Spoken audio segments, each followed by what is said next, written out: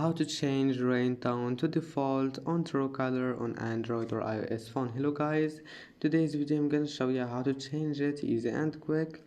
First open Truecaller and then click on your profile here in top corner, and now click the settings icon here in top corner, then click sounds.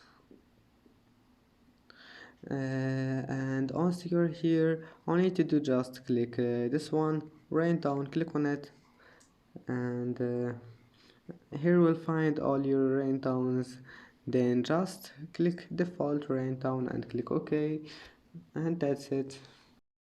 And that's it for today's video. If you like this video, please don't forget to like and don't forget to subscribe, and thank you for watching this video until the end, and see you in the next video.